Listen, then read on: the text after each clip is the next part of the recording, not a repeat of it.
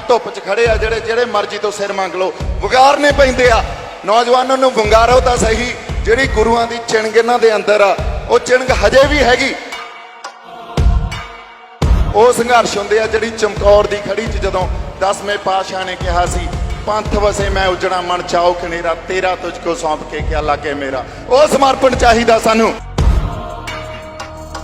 ਜੇ ਛੋਟੇ ਸਾਹਿਬਜ਼ਾਦਿਆਂ ਨੂੰ ਜਦੋਂ ਸਰਹੰਦ ਦੇ ਨਵਾਬ ਨੇ ਪੁੱਛਿਆ ਸੀ ਨਾ ਵੀ ਇਸਲਾਮ ਦਾ ਤੁਸੀਂ ਕਲਾਮ ਪੜ੍ਹ ਦਿਓ, ਉਹ ਕਹਿੰਦੇ ਅਸੀਂ ਭੁਜੰਗੀ ਆ, ਅਕਾਲ ਪੁਰਖ ਦੇ ਭੁਜੰਗੀ। ਇੰਨੀ ਗੱਲ ਹੀ ਪਤਾ ਸੀ, ਹੋ ਸਕਦਾ ਇਲਾਹੀ ਗਿਆਨ ਹੋਵੇ, ਪਰ ਇੰਨੀ ਗੱਲ ਤੋਂ ਬਾਅਦ ਉਸ ਨਵਾਬ ਨੂੰ ਸਰਹੰਦ ਦੇ ਨੂੰ ਪਤਾ ਲੱਗ ਗਿਆ ਸੀ ਵੀ ਹੁਣ ਇਹਨਾਂ ਨੂੰ ਨੀਹਾਂ 'ਚ ਚਿਣਾ ਦਿਓ, ਇਹਨਾਂ ਨੇ ਨਹੀਂ ਇੱਥੋਂ ਇਹ ਸਿਦਕ ਤੋਂ ਹਟਣਾ।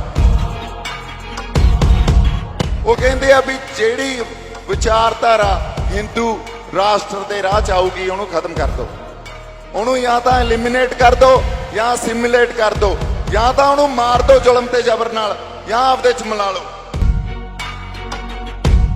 ਸੰਤ ਜਰਨੈਲ ਸਿੰਘ ਭਿੰਡਰਾਂਵਾਲੇ ਨੇ ਕਿਹਾ ਸੀ ਇਹ ਗੁਲਾਮੀ ਨੂੰ ਗਲੋਂ ਲਾਉਣਾ ਪੈਣਾ। ਇਹ ਹੁਣ ਤੁਸੀਂ ਦੇਖ ਲਓ ਵੀ ਅੱਜ ਲਾਉਣਾ, ਅੱਜ ਲੜਨਾ, ਕੱਲ ਲੜਨਾ ਕਿ ਪਰਸੋਂ ਲੜਨਾ, ਇਹ ਸਾਡੇ ਤੇ ਆ। ਹੁਣ ਇਹ ਸਾਨੂੰ ਗੁਲਾਮੀ ਨੂੰ ਗਲੋਂ ਲਾਉਣਾ ਪੈਣਾ। ਜਦੋਂ 10ਵੇਂ ਪਾਤਸ਼ਾਹ ਨੇ ਖਾਲਸਾ ਪੰਥ ਸਿਰ ਜਿੱਤਾ ਸੀ, ਜ਼ਬਰ ਤੇ ਜ਼ੁਲਮ ਦੇ ਖਿਲਾਫ ਲੜਨ ਲਈ ਆਵਾਜ਼ ਚੱਕੀ ਸੀ, ਸਾਡਾ ਇਨਕਲਾਬ ਸ਼ੁਰੂ ਹੋ ਗਿਆ ਸੀ। ਬੜਾ ਕੁਛ ਹੰਢਾਇਆ ਇਸ ਇਨਕਲਾਬ ਨੇ, ਤੇਗਾਂ ਤਵੀਆਂ ਛਵੀਆਂ ਰੰਬੇ ਆਰੀਆਂ, ਬੜਾ ਕੁਛ ਹੰਢਾਇਆ ਇਸ ਇਨਕਲਾਬ ਨੇ।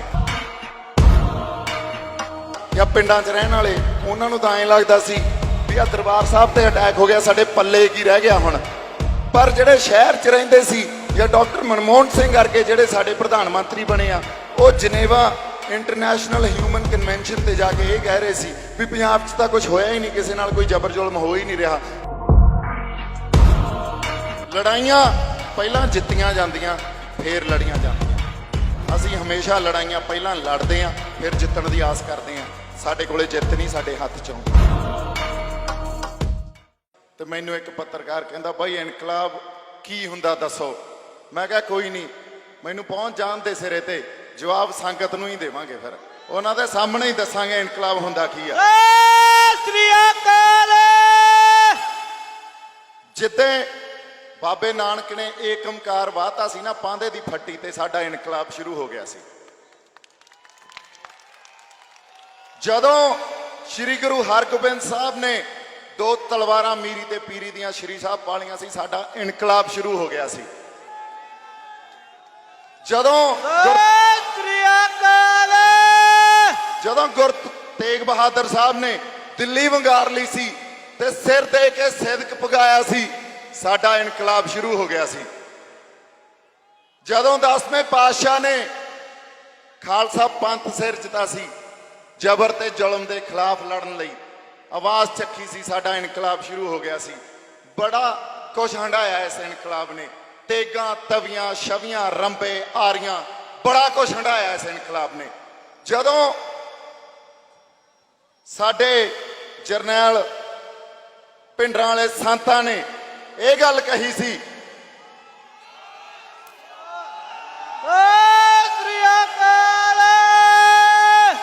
ਸੰਤ ਜਰਨੈਲ ਸਿੰਘ ਭਿੰਡਰਾਂਵਾਲੇ ਨੇ ਕਿਹਾ ਸੀ ਇਹ ਗੁਲਾਮੀ ਨੂੰ ਗਲੋਂ ਲਾਉਣਾ ਪੈਣਾ। ਇਹ ਹੁਣ ਤੁਸੀਂ ਦੇਖ ਲਓ ਵੀ ਅੱਜ ਲਾਉਣਾ, ਅੱਜ ਲੜਨਾ, ਕੱਲ ਲੜਨਾ ਕਿ ਪਰਸੋਂ ਲੜਨਾ, ਇਹ ਸਾਡੇ ਤੇ ਆ। ਹੁਣ ਇਹ ਸਾਨੂੰ ਗੁਲਾਮੀ ਨੂੰ ਗਲੋਂ ਲਾਉਣਾ ਪੈਣਾ। ਮਿੱਤਰੋ, ਲੜਾਈ ਆ ਜਿਹੜੀ, ਸੰਘਰਸ਼ ਆ, ਉਹ ਸਿਦਕ ਨਾਲ ਹੀ ਨਿਭਾਏ ਜਾਂਦੇ ਆ। ਉੱਥੇ ਸਮਰਪਣ ਹੋ ਕੇ ਸਿਰ ਦੇਣੇ ਪੈਂਦੇ ਆ, ਸਿਰ ਤੋਂ ਬਿਨਾ ਸੰਘਰਸ਼ ਨਹੀਂ ਲੜੇ ਜਾਂਦੇ। ਤੇ ਇਹ ਧਾਰਨਾਵਾਂ ਜਿਹੜਾ ਬਾਈ ਕਹਿੰਦਾ ਸੀ ਵੀ ਭਗਤ ਸਿੰਘ ਗਵਾਂਢੀਆਂ ਦੇ ਜੰਮੇ, ਇਹਨਾਂ ਧਾਰਨਾਵਾਂ ਨੂੰ ਤਿਆਗੋ, ਇਹਨਾਂ ਨੂੰ ਖੰਡਨ ਕਰੋ ਇਹਨਾਂ ਦਾ। ਇਹ ਸਾਨੂੰ ਭੰਬਲ ਭੂਸੇ 'ਚ ਪਾਉਣ ਨੂੰ ਧਾਰਨਾਵਾਂ ਬਣੀਆਂ। ਲੋਕ ਕਿਹੜਾ ਦੱਸੋ ਸਮਰਪਣ ਨਹੀਂ ਆ ਇੱਥੇ। ਆ ਧੁੱਪ 'ਚ ਖੜੇ ਆ ਜਿਹੜੇ ਮਰਜ਼ੀ ਤੋਂ ਸਿਰ ਮੰਗ ਲਓ, ਵਗਾਰਨੇ ਪੈਂਦੇ ਆ। ਨੌਜਵਾਨਾਂ ਨੂੰ ਵੰਗਾਰੋ ਤਾਂ ਸਹੀ, ਜਿਹੜੀ ਗੁਰੂਆਂ ਦੀ ਚਿਣਗ ਇਹਨਾਂ ਦੇ ਅੰਦਰ ਆ, ਉਹ ਚਿਣਗ ਹਜੇ ਵੀ ਹੈਗੀ। ਜੇ ਅਸੀਂ ਸ੍ਰੀ ਅਕਾਲ ਔਰ ਜ਼ਿੰਦਾਬਾਦ ਜ਼ਿੰਦਾਬਾਦ ਜ਼ਿੰਦਾਬਾਦ।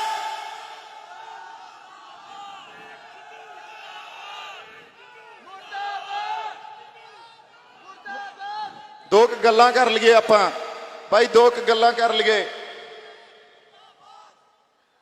ਗੱਲਾਂ ਇਹ ਆ ਵੀ ਇਹ ਜਿਹੜੀਆਂ ਧਾਰਨਾਵਾਂ ਨਾ ਵੀ ਸਭ ਕੁਝ ਪਤਾ ਹੋਣਾ ਚਾਹੀਦਾ, ਸਾਨੂੰ ਆਰਡੀਨੈਂਸ ਦਾ ਵੀ ਪਤਾ ਹੋਣਾ ਚਾਹੀਦਾ। ਇਹ ਬਾਲੀ ਵੱਡੀ ਗੱਲ ਨਹੀਂ ਹੁੰਦੀ, ਹਰ ਕਿਸੇ ਨੂੰ ਹਰ ਕੁਝ ਨਹੀਂ ਪਤਾ ਹੁੰਦਾ।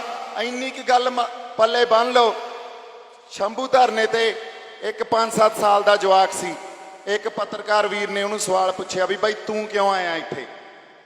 ਉਹ ਕਹਿੰਦਾ ਮੋਦੀ ਸਾਡੀਆਂ ਜ਼ਮੀਨਾਂ ਖੋਹਦਾ। ਬਸ ਐਡੀ ਗੱਲ ਹੀ ਆ, ਮੋਦੀ ਸਾਡੀਆਂ ਜ਼ਮੀਨਾਂ ਖੋਹਦਾ। ਇਹਦੇ ਉੱਤੇ ਕੁਝ ਪਤਾ ਕਰਨ ਦੀ ਜ਼ਰੂਰਤ ਨਹੀਂ, ਸਾਨੂੰ ਬਾਲੇ ਚੱਕਰਾਂ 'ਚ ਪੈਣ ਦੀ ਜ਼ਰੂਰਤ ਨਹੀਂ। ਜਦੋਂ ਸੰਘਰਸ਼ ਨੂੰ ਕਮਜ਼ੋਰ ਕਰਨਾ ਹੋਵੇ ਨਾ, ਇਹਨਾਂ ਗੱਲਾਂ 'ਚ ਪਾ ਦਿਓ ਵੀ ਪੜ੍ਹ ਕੇ ਆਓ। ਯਾਰ ਨਹੀਂ ਪੜ੍ਹ ਕੇ ਆਉਂਦੇ, ਸਾਡੀ ਤਾਂ ਹੋਂਦ ਦੀ ਲੜਾਈ ਆ, ਸਾਡੀ ਜ਼ਮੀਨਾਂ ਦੀ ਲੜਾਈ ਆ। ਜ਼ਮੀਨ ਨਾਲ, ਸਾਡੀ ਮਿੱਟੀ ਨਾਲ ਸਾਡਾ ਬਹੁਤ ਕੁਝ ਜੁੜਿਆ ਹੁੰਦਾ। ਜਦੋਂ ਸਾਡੇ ਤੋਂ ਸਾਡੀ ਹੋਂਦ, ਸਾਡੀ ਮਿੱਟੀ ਖੁਰਦੀ ਆ ਨਾ, ਸਭ ਕੁਝ ਖੁਰ ਜਾਂਦਾ। ਇਹ ਸਾਨੂੰ ਪਤਾ, ਲੜਾਈ ਸਾਡੀ ਹੋਂਦ ਦੀ ਆ। ਹੁਣ ਗੱਲ ਕੱਢੀ ਆਰਡੀਨੈਂਸ ਦੀ ਆ, ਇਹ ਆਰਥਿਕ ਗੱਲ ਨਹੀਂ।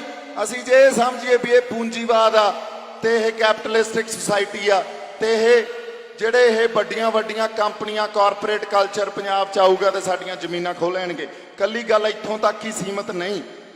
ਇਹ ਅਧੂਰਾ ਸੱਚ ਆ। ਪੂਰਾ ਸੱਚ ਕੀ ਆ?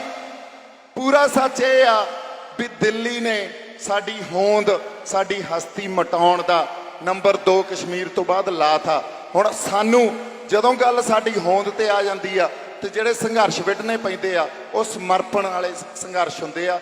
ਉਹ ਸੰਘਰਸ਼ ਹੁੰਦੇ ਆ ਜਿਹੜੀ ਚਮਕੌਰ ਦੀ ਖੜੀ 'ਚ ਜਦੋਂ 10ਵੇਂ ਪਾਤਸ਼ਾਹ ਨੇ ਕਿਹਾ ਸੀ ਪੰਥ ਵਸੇ ਮੈਂ ਉਜੜਾ ਮਨ ਚਾਓ ਕਨੇਰਾ, ਤੇਰਾ ਤੁਝ ਕੋ ਸੌਂਪ ਕੇ ਕਿਆ ਲਾਗੇ ਮੇਰਾ। ਉਹ ਸਮਰਪਣ ਚਾਹੀਦਾ ਸਾਨੂੰ।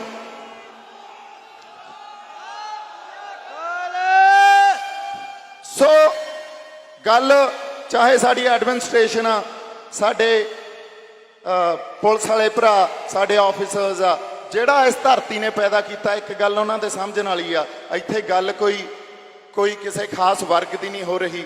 ਇੱਥੇ ਸਾਨੂੰ ਠੱਪੇ ਲਾ ਦਿੱਤੇ ਜਾਂਦੇ ਆ ਪਹਿਲਾਂ ਵੀ ਤੂੰ ਖਾਲਿਸਤਾਨੀ ਆ, ਤੂੰ ਅੱਤਵਾਦੀ ਆ, ਤੂੰ ਦੇਸ਼ ਧਰੋਹੀ ਆ। ਇਹ ਕੋਈ ਗੱਲ ਨਹੀਂ ਹੋ ਰਹੀ। ਗੱਲ ਪੂਰੇ ਪੰਜਾਬ ਦੇ ਬਸ਼ਿੰਦਿਆਂ ਦੀ ਹੋ ਰਹੀ ਆ, ਇਸ ਪੂਰੀ ਪੰਜਾਬ ਦੀ ਧਰਤੀ ਦੀ ਹੋ ਰਹੀ ਆ। ਸਾਨੂੰ ਤੁਹਾਡਾ ਵੀ ਸਾਥ ਚਾਹੀਦਾ। ਸੋ ਸਤਿ ਸ੍ਰੀ ਅਕਾਲ।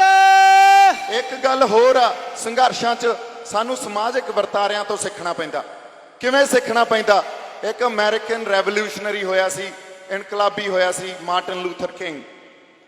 ਉਹ ਸਟ੍ਰੈਟਜੀਕਲੀ ਬੜਾ ਬਹੁਤ ਜ਼ਿਆਦਾ ਵਿਉਂਤ ਬਣਾ ਕੇ ਚੱਲਦਾ ਸੀ। ਹੁਣ ਜਿਵੇਂ 5-5, 7-7, 10-10 ਸਾਲ ਦੇ ਬੱਚੇ ਆ, ਸਾਨੂੰ ਉਹਨਾਂ ਨੂੰ ਵੀ ਵਿੱਚ ਲਿਆਉਣਾ ਪਊਗਾ। ਫਿਰ ਸਾਨੂੰ ਜੇ ਛੋਟੇ ਸਾਹਿਬਜ਼ਾਦਿਆਂ ਨੂੰ ਜਦੋਂ ਸਰਹੰਦ ਦੇ ਨਵਾਬ ਨੇ ਪੁੱਛਿਆ ਸੀ ਨਾ ਵੀ ਇਸਲਾਮ ਦਾ ਤੁਸੀਂ ਕਲਾਮ ਪੜ੍ਹ ਦਿਓ, ਉਹ ਕਹਿੰਦੇ ਅਸੀਂ ਭੁਜੰਗੀ ਆ, ਅਕਾਲ ਪੁਰਖ ਦੇ ਭੁਜੰਗੀ। ਇੰਨੀ ਗੱਲ ਹੀ ਪਤਾ ਸੀ। ਹੋ ਸਕਦਾ ਇਲਾਹੀ ਗਿਆਨ ਹੋਵੇ, ਪਰ ਇੰਨੀ ਗੱਲ ਤੋਂ ਬਾਅਦ ਉਸ ਨਵਾਬ ਨੂੰ, ਸਰਹੰਦ ਦੇ ਨੂੰ ਪਤਾ ਲੱਗ ਗਿਆ ਸੀ ਵੀ ਹੁਣ ਇਹਨਾਂ ਨੂੰ ਨੀਹਾਂ 'ਚ ਚਿਣਾ ਦਿਓ, ਇਹਨਾਂ ਨੇ ਨਹੀਂ ਇੱਥੋਂ ਇਹ ਸਿਦਕ ਤੋਂ ਹਟਣਾ। ਸੋ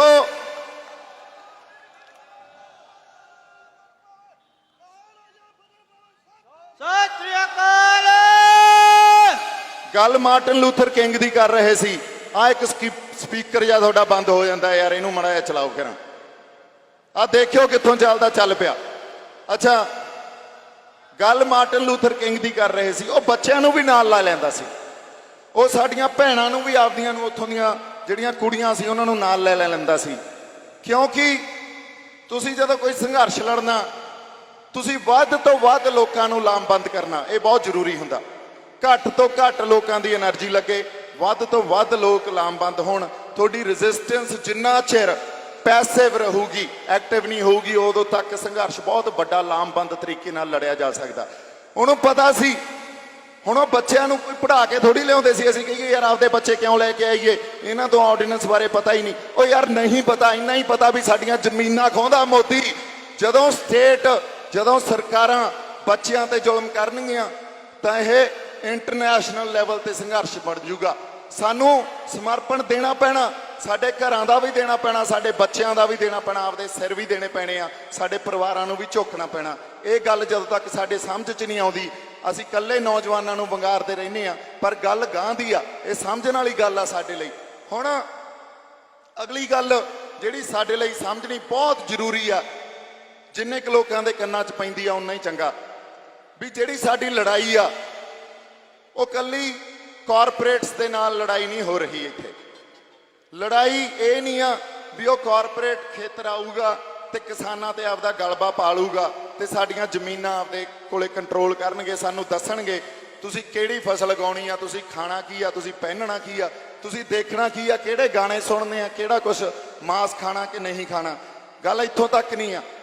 ਅਸੀਂ ਇਹ ਲੜਾਈ ਲੜ ਰਹੇ ਹਾਂ ਉਸ ਧਿਰ ਦੇ ਖਿਲਾਫ ਜਿਹਦੀ ਵਿਚਾਰਧਾਰਾ ਇੱਕ ਨੇਸ਼ਨ ਬਿਲਡਿੰਗ ਦੀ ਆ ਤੇ ਉਹ ਨੇਸ਼ਨ ਬਿਲਡਿੰਗ ਜਾਂ ਦੇਸ਼ ਇੱਕ ਬਿਲਡ ਕਰਨਾ ਉਹਨਾਂ ਲਈ ਉਹ ਕੀ ਆ, ਉਹ ਕਹਿੰਦੇ ਆ ਵੀ ਜਿਹੜੀ ਵਿਚਾਰਧਾਰਾ ਹਿੰਦੂ ਰਾਸ਼ਟਰ ਦੇ ਰਾਹ ਚ ਆਊਗੀ ਉਹਨੂੰ ਖਤਮ ਕਰ ਦਿਓ, ਉਹਨੂੰ ਜਾਂ ਤਾਂ ਐਲੀਮੀਨੇਟ ਕਰ ਦਿਓ ਜਾਂ ਸਿਮੂਲੇਟ ਕਰ ਦਿਓ, ਜਾਂ ਤਾਂ ਉਹਨੂੰ ਮਾਰ ਦਿਓ ਜ਼ੁਲਮ ਤੇ ਜ਼ਬਰ ਨਾਲ ਜਾਂ ਆਪਦੇ ਚ ਮਿਲਾ ਲਓ। ਹੁਣ ਕੁਝ ਲੜਾਈਆਂ ਇਹ ਹੁੰਦੀਆਂ ਜਿਹੜੀਆਂ ਪ੍ਰਗਟ ਰੂਪ ਚ ਸਾਨੂੰ ਸਮਝ ਆ ਜਾਂਦੀਆਂ, ਕੁਝ ਲੜਾਈਆਂ ਪ੍ਰਗਟ ਰੂਪ ਚ ਨਹੀਂ ਅਦ੍ਰਿਸ਼ ਰੂਪ ਚ ਚੱਲਦੀਆਂ ਹੁੰਦੀਆਂ। ਇਸੇ ਕਰਕੇ ਸਾਡੇ ਫਲਸਫੇ ਨੂੰ ਵੀ, ਸਾਡੇ ਗੁਰੂ ਨਾਨਕ ਸਾਹਿਬ ਦੇ ਫਲਸਫੇ ਨੂੰ, ਕਿਉਂਕਿ ਪੰਜਾਬ ਨੂੰ ਗੁਰੂ ਨਾਨਕ ਸਾਹਿਬ ਦੇ ਫਲਸਫੇ ਤੋਂ ਬਿਨਾ, ਪੰਜਾਬ ਨੂੰ ਸਾਡੀ ਕਿਸਾਨੀ ਤੋਂ ਬਿਨਾ ਕਲਪਿਆ ਵੀ ਨਹੀਂ ਜਾ ਸਕਦਾ। ਸੋ ਉਹਨਾਂ ਦੀ ਸੱਟ, ਉਹਨਾਂ ਦੀ ਜਿਹੜੀ ਨਿਗਾਹ ਜੇ ਸਾਡੇ ਸ਼੍ਰੀ ਗੁਰੂ ਗ੍ਰੰਥ ਸਾਹਿਬ ਤੇ ਗਈ ਆ, ਉਹ ਗੁਰੂ ਨਾਨਕ ਸਾਹਿਬ ਦੇ ਫਲਸਫੇ ਨੂੰ ਢਾਉਣ ਖਾਤਰ ਗਈ ਆ। ਸੋ ਇਸ ਕਰਕੇ ਗੱਲ ਸਮਝਣੀ ਬੜੀ ਜ਼ਰੂਰੀ ਆ। ਇਹ ਕੱਲੀ ਆਰਥਿਕ ਲੜਾਈ ਨਹੀਂ ਆ, ਇਹਦਾ ਇੱਕ ਰਾਜਸੀ ਮੰਤਵ ਜਾਂ ਇੱਕ ਜਿਹੜੀ ਸਰਕਾਰ ਆ ਇਸ ਵੇਲੇ ਸਾਡੇ ਹੁਕਮਰਾਨ ਆ ਉਹਨਾਂ ਦਾ ਇਹਦੇ ਚੋਂ ਮੰਤਵ ਦੂਜਾ ਕੀ ਆ। ਨਹੀਂ ਤਾਂ ਜਦੋਂ ਲੋਕ ਲਹਿਰ ਖੜੀ ਹੋ ਜੇ ਤੇ ਸਰਕਾਰ ਕਈ ਵਾਰੀ ਹਿੱਲ ਜਾਂਦੀ ਹੁੰਦੀ ਆ। ਸਰਕਾਰ ਫॉर ਟਾਈਮ ਬੀਇੰਗ ਜੇ ਕੱਲੀ ਆਰਥਿਕ ਗੱਲ ਹੁੰਦੀ ਤਾਂ ਹੋ ਸਕਦਾ ਫॉर ਟਾਈਮ ਬੀਇੰਗ ਇਸ ਗੱਲ ਨੂੰ ਵਾਪਸ ਖਿੱਚ ਲੈਂਦੀ ਵੀ ਕੋਈ ਨਹੀਂ, ਫॉर ਟਾਈਮ ਬੀਇੰਗ ਲੋਕਾਂ ਦੇ ਰੋਹ ਨੂੰ, ਲੋਕਾਂ ਦੇ ਉਭਾਰ ਨੂੰ ਅਸੀਂ ਸਮਝ ਕੇ ਇਹਨੂੰ ਪਾਸੇ ਕਰ ਦਈਏ ਤੇ ਸਾਡੀਆਂ ਸਿਰਾਂ ਦੀ ਗਿਣਤੀ ਇਹ ਤੋਂ ਘੱਟ ਹੋਊਗੀ। ਪਰ ਸਰਕਾਰ ਨੇ ਨਹੀਂ ਹਿੱਲਣਾ, ਇਹ ਪਹਿਲਾਂ ਹੀ ਪਤਾ ਸੀ ਮੈਨੂੰ, ਰਾਸ਼ਟਰਪਤੀ ਨੇ ਵੀ ਸਾਈਨ ਕਰ ਦੇਣਾ, ਇਹਨੇ ਲਾਅ ਬਣ ਜਾਣਾ।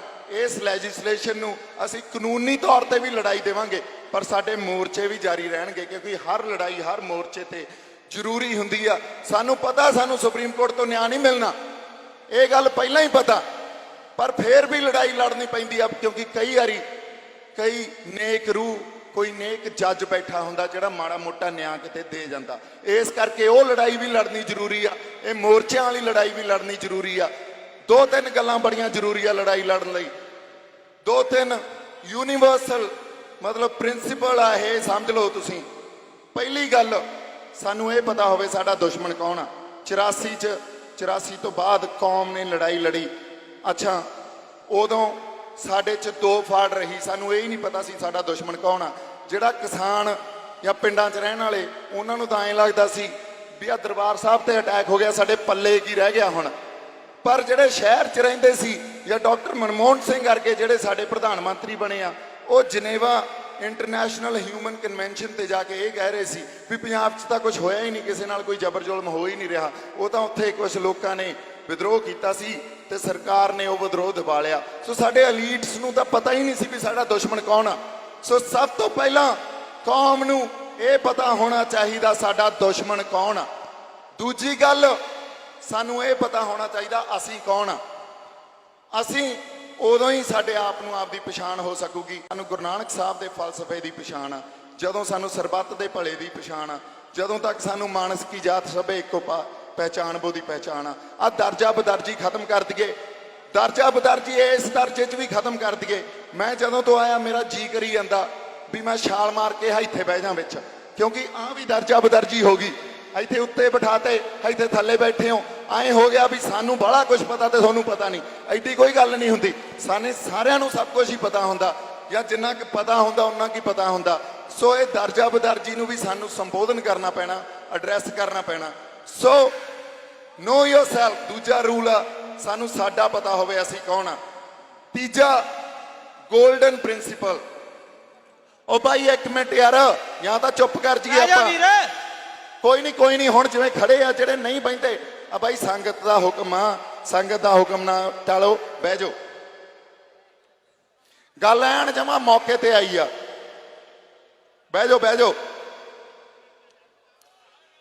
ਤੀਜਾ ਗੋਲਡਨ ਪ੍ਰਿੰਸੀਪਲ, ਭਾਈ ਧਿਆਨ ਨਾਲ ਸੁਣ ਲਿਓ, ਕਿਉਂਕਿ ਸਾਡੇ ਉਭਾਰ ਪਹਿਲਾਂ ਵੀ ਆਏ ਆ, ਵਿਦਰੋਹ ਪਹਿਲਾਂ ਵੀ ਆਏ ਆ, ਪਰ ਉਹ ਕਿਤੇ ਪਹੁੰਚ ਨਹੀਂ ਸਕੇ। ਕਿਉਂ ਨਹੀਂ ਪਹੁੰਚਦੇ? ਬੜੀ ਜ਼ਰੂਰੀ ਆ। ਜੇ ਮੈਨੂੰ ਚੁੱਪ ਦਾ ਦਾਨ ਬਖਸ਼ੋਗੇ ਸੰਗਤ ਜੀ ਤਾਂ ਆਹ ਗੱਲ ਬੜੀ ਜ਼ਰੂਰੀ ਆ। ਮੈਂ ਹਮੇਸ਼ਾ ਕਹਿਣਾ ਹੁੰਦਾ, ਲੜਾਈਆਂ, ਉਹ ਯਾਰ ਬਾਈ ਇੱਕ ਮਿੰਟ, ਇਹਨਾਂ ਨੇ ਚਲੋ ਆਈ ਚਲੀ, ਲੜਾਈਆਂ ਪਹਿਲਾਂ ਜਿੱਤੀਆਂ ਜਾਂਦੀਆਂ ਫੇਰ ਲੜੀਆਂ ਜਾਂਦੀਆਂ। ਅਸੀਂ ਹਮੇਸ਼ਾ ਲੜਾਈਆਂ ਪਹਿਲਾਂ ਲੜਦੇ ਆਂ ਫਿਰ ਜਿੱਤਣ ਦੀ ਆਸ ਕਰਦੇ ਆਂ। ਸਾਡੇ ਕੋਲੇ ਜਿੱਤ ਨਹੀਂ ਸਾਡੇ ਹੱਥ 'ਚ ਆਉਂਦੀ। ਲੜਾਈ ਪਹਿਲਾਂ ਲੜਨੀ ਪੈਂਦੀ ਆ, ਪਹਿਲਾਂ ਸਟ੍ਰੈਟੇਜਾਈਜ਼ ਕਰਨੀ ਪੈਂਦੀ ਆ, ਉਹਦੀ ਵਿਉਂਤ ਘੜਨੀ ਪੈਂਦੀ ਆ, ਫੇਰ ਜਿੱਤੀ ਨਹੀਂ ਜਾਂਦੀ ਆ। ਸੋ ਇਹ ਗੱਲ ਸਾਡੇ ਆਗੂਆਂ ਨੇ, ਚਾਹੇ ਕਿਸਾਨ ਆਗੂ ਆ। ਦੇਖੋ ਇੱਕ ਗੱਲ ਮੈਂ ਬੜੇ ਠੋਕ ਕੇ ਗੱਲ ਕਰ ਰਿਹਾ, ਅੱਜ ਤੱਕ ਜਿੰਨੀ ਸਾਡੀ ਰਾਜਸੀ ਧਿਰ ਸੀ, ਸਾਡੀ ਸਮਾਜਿਕ ਧਿਰ ਸੀ, ਸਾਡੇ ਕਿਸਾਨ ਜਥੇਬੰਦੀਆਂ ਦੇ ਲੀਡਰ ਸੀ, ਅੱਜ ਤੱਕ ਸਾਡੇ ਵਿਦਰੋਹ ਨੂੰ, ਸਾਡੇ ਇਸ ਉਭਾਰ ਨੂੰ, ਸਾਡੇ ਜੋਸ਼ ਨੂੰ, ਸਾਡੇ ਜਜ਼ਬੇ ਨੂੰ ਕਿਤੇ ਪਹੁੰਚਾ ਹੀ ਨਹੀਂ ਸਕੇ। ਜੇ ਅਸੀਂ ਹੁਣ ਕਹਿੰਨੇ ਆ ਵੀ ਕਿਸਾਨ ਜਥੇਬੰਦੀਓ ਲੱਗੋ ਅੱਗੇ, ਯਾਰ ਹੁਣ ਉਹਨਾਂ ਨੇ ਕੀ ਖਾ ਲਿਆ? ਹੁਣ ਉਹ ਕਿੱਥੋਂ ਇਹੋ ਜੀ ਪੜ੍ਹਾਈ ਪੜ੍ਹ ਕੇ ਆ ਗਏ, ਕਿੱਥੋਂ ਵਿਉਂਤਾਂ ਬਣਾ ਕੇ ਆ ਗਏ ਵੀ ਹੁਣ ਬੜਾ ਕੁਝ ਉਹਨਾਂ ਨੂੰ ਸਿੱਖ ਲਿਆ ਤੇ ਇਹਨੂੰ ਕੋਈ ਸੇਧ ਦੇ ਦੇਣਗੇ। ਸੋ ਆਪਦੇ ਆਪ 'ਚ ਸਪਸ਼ਟਤਾ ਰੱਖਣੀ ਵੀ ਜਿਹੜੇ ਫੈਸਲੇ ਲੈਣੇ ਆ ਉਹ ਸੰਗਤ 'ਚ ਲਓ, ਜਿਹੜੇ ਫੈਸਲੇ ਲੈਣੇ ਆ ਉਹ ਸੰਗਤ 'ਚ ਬੈਠੋ, ਸੰਗਤ ਫੈਸਲੇ ਲਵੇ। ਡਰਾਇੰਗ ਰੂਮਾਂ 'ਚ ਕਮਰਿਆਂ 'ਚ ਬੈਠ ਕੇ ਫੈਸਲੇ ਨਹੀਂ ਲਏ ਜਾਂਦੇ, ਉੱਥੇ ਤਾਂ ਵੇਚੇ ਜਾਂਦੇ ਆ। ਇਸ ਕਰਕੇ ਇਹਨਾਂ ਗੱਲਾਂ 'ਚ ਕੋਈ ਦਮ ਨਹੀਂ, ਇਹਨਾਂ ਗੱਲਾਂ 'ਚ ਸੱਚੀ ਕੋਈ ਦਮ ਨਹੀਂ। ਲੋ ਮੈਂ ਸ਼ਰੇਆਮ ਕਹਿਣਾ ਬਾਈ ਜੀ, ਜੇ ਫੇਰ ਕਿਸੇ ਨੂੰ ਆਪਾਂ ਖੜਾ ਕਰ ਦਾਂਗੇ ਨਾ ਸੰਗਤ ਤੋਂ ਬਿਨਾ, ਫੇਰ ਕਿਸੇ ਜਥੇਬੰਦੀਆਂ ਨੂੰ, ਕਿਸਾਨਾਂ ਨੂੰ ਜਾਂ ਕਿਸੇ ਹੋਰ ਨੂੰ ਇਹ ਸੰਘਰਸ਼ ਦੇ ਦਾਂਗੇ, ਉਹਨਾਂ ਨੇ ਉਹੀ ਕੰਮ ਕਰਨਾ ਜਿਹੜਾ ਸਰਬੱਤ ਖਾਲਸਾ ਨਾਲ ਹੋਇਆ, ਉਹੀ ਕੰਮ ਕਰਨਾ ਜਿਹੜਾ ਬਰਗਾੜੀ ਵੇਲੇ ਹੋਇਆ, ਤੇ ਉਹੀ ਹੁਣ ਹੋ ਜੂ। ਸੋ ਜੇ ਡਰਾਇੰਗ ਰੂਮਾਂ 'ਚ ਫੈਸਲੇ ਲੈਣੇ ਆ ਫਿਰ ਮੈਂ ਤਾਂ ਨਹੀਂ ਆਉਂਦਾ। ਮੈਂ ਤੁਹਾਨੂੰ ਅੱਜ ਕਹਿ ਦਿੰਨਾ, ਜੇ ਸੰਗਤ ਨੇ ਫੈਸਲੇ ਲੈਣੇ ਆ ਜਿੱਥੇ ਮਰਜ਼ੀ ਬੁਲਾ ਲਿਓ, ਨਾਲ ਖੜਾ ਹੋਊਂਗਾ। ਤੇ ਜੇ ਕਿਤੇ ਗਦਾਰੀ ਕਰ ਗਿਆ, ਪੰਜਾਬ ਨਿਕਾਲਾ ਦੇ ਦਿਓ, ਦੇਸ਼ ਨਿਕਾਲਾ ਦੇ ਦਿਓ। ਸਤਿ ਸ੍ਰੀ ਅਕਾਲ। ਸੋ ਅੱਛਾ, ਅਗਲੀ ਗੱਲ ਸਾਡੇ ਇੱਕ ਹੋਰ ਗੱਲ ਆ, ਸਾਡੀ ਕਿਸੇ ਦੀ ਵੀ ਇੱਥੇ ਬੈਠੇ ਆ ਜਿਹੜੇ ਇਹਨਾਂ ਦੇ ਅੰਦਰ ਦਰਦ ਆ, ਇਹਨਾਂ ਦੇ ਅੰਦਰ ਜ਼ਮੀਰ ਵੀ ਜਾਗਦੀ ਆ। ਜਿਵੇਂ ਇੱਕ ਹੋਰ ਗੱਲ ਖਾਲਸਤਾਨ ਦੀ ਨਹੀਂ ਹੋ ਰਹੀ, ਪਰ ਗੱਲ ਜਿਹੜੀ ਸਹੀ ਆ ਉਹ ਹੋ ਰਹੀ ਆ। ਸੰਤ ਜਰਨੈਲ ਸਿੰਘ ਪਿੰਡਰਾਂ ਵਾਲੇ ਕਹਿੰਦੇ ਸੀ ਵੀ ਸਰੀਰਕ ਮੌਤ ਮੌਤ ਨਹੀਂ ਹੁੰਦੀ, ਜ਼ਮੀਰ ਦਾ ਮਰ ਜਾਣਾ ਮੌਤ ਆ। ਸੋ ਸਤਿ ਸ੍ਰੀ ਅਕਾਲ।